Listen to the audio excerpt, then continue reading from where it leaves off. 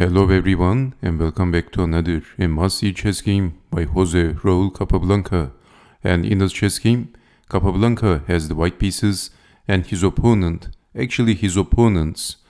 we need to use plural, was a chess player named Ruiz and Molina. They were two players against Raul Capablanca, and this was a consultation chess game, which means Ruiz and Molina were consulting each other.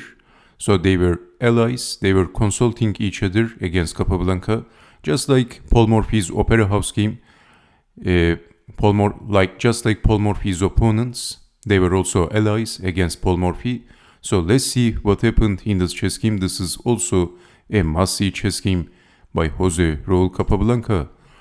So Capablanca starts the game with pushing the f-pawn, and this is the bird's opening. e5, e4, and the game is transposing into the Queen's Gambit, and then Queen's Gambit declined. d6, developing the knights, attacking the bishop, bishop back, developing the bishop, pinning the knight, unpinning, capturing the bishop. So this is basically losing the bishop for black. Capturing, d3, developing the knight, both players castled, f5 by Capablanca, advancing. He has the space advantage in the king side. Pushing the pawn, not allowing, f6, bishop check, king over, a3, so making space for the bishop. Capablanca knows the value of the bishop, bishop back, bishop in, and now bishop to h5, queen over, and now queen in, knight back, attacking this lousy bishop, so bishop goes back, and from this long diagonal, there is no escape for the king, and holding g8 square as well. Bishop back, attacking the very annoying bishop, but Capablanca simply pushed the c-pawn, and we have c5, and now it is white to move.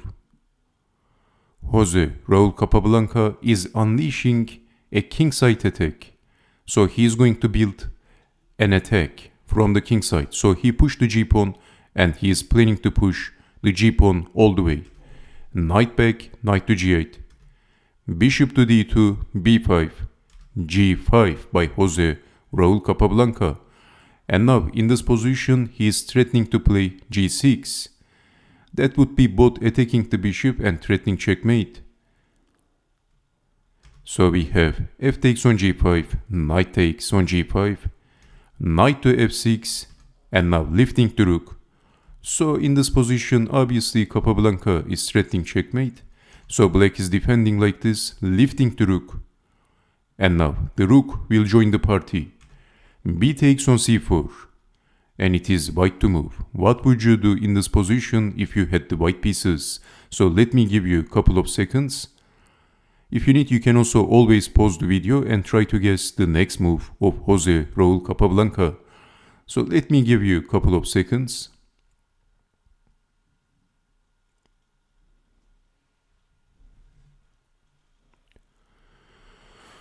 Well, in this position, Capablanca picked his knight and he sacrificed on h7.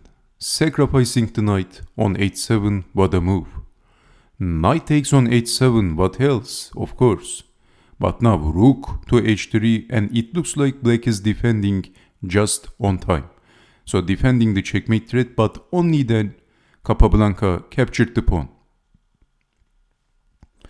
Okay, so of course, capturing the bishop is impossible because then capturing the knight, black has to babysit his knight on h7. But please note that actually Capablanca's opponents were not doing so bad. We can say that based on looking their play, actually they were probably a little bit stronger than Paul Morphy's allies. The allies against Paul Morphy. They played hilariously terrible, but Capablanca's opponents were probably better than Duke Karl and Count Izuard, which they were the allies against Paul Morphy. So anyway, we have rook to f7 in this desperate position. Well, knight to f7, you might ask, what happens if this move? Then pushing the f-pawn is looking pretty annoying. So after g6, king to h1, the rook will also joined the party. Rook to g1, targeting the pawn. Well, this position is a collapsing position for black. So in this position, bishop takes on c4. Capablanca has the attack, but he's a piece down. So king over b5, bishop to d5, attacking to rook, so defending, and now rook to g1. And look at this position seriously.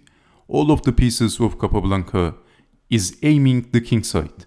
His rook, his queen, the other rook, the bishops, they are all aiming the king side. So this position is looking a pretty desperate position, a very difficult position for black. On the other hand, which piece of black is targeting white's king? None of his pieces is looking aggressive. They are all passive and they are all on the ropes. And black is hoping to survive against Capablanca. So this is brilliant. This is amazing.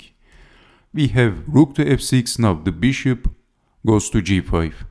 As you can see, Capablanca is not rushing for capturing the rook. Well, in this position, if something like rook to f8, then bishop takes bishop is very unpleasant. So black has to capture back with the king, but now check, king to f7 and bishop to f6, and this is losing. If capturing the bishop, I believe in this position this should be losing. That's check, and then sacrificing the rook, and this is the only move. Well, this looks losing. This definitely looks losing. So, okay. So you can see that this is very dangerous. So we have rook from a to f7 and then a call move. b3 by Capablanca, not even capturing the rook. Actually, black can afford a rook because black is a piece up. Queen over, and now Capablanca is creating a pass pawn on the a file. Attacking the pawn, pushing the pawn. Knight in a6, knight to b4, and finally capturing the rook. Knight takes on d5. Well, in this position, you might also ask what happens in this position if rook takes bishop. Can you see the best move in this position for white? What would you do in this position if you had the white pieces? So again, this is a very interesting position, so try to guess the move. Consider this as a daily chess puzzle. So let me give you a couple of seconds. If you need, you can also pause the video as always. White has a winning move in this position, so it looks like black is holding his ground. But actually white has a crushing move, and after that move, black is simply crying. Let me tell you that.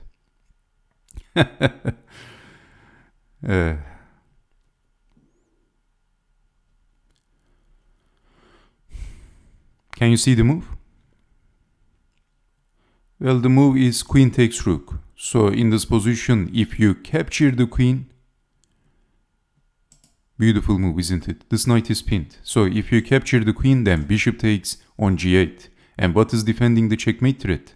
The queen. Takes, and a7. Incredible, isn't it? This pawn is going to be a queen. So you can see the brilliancy of Capablanca much better when you analyze the moves. Knight takes on d5 and then bishop takes on g7.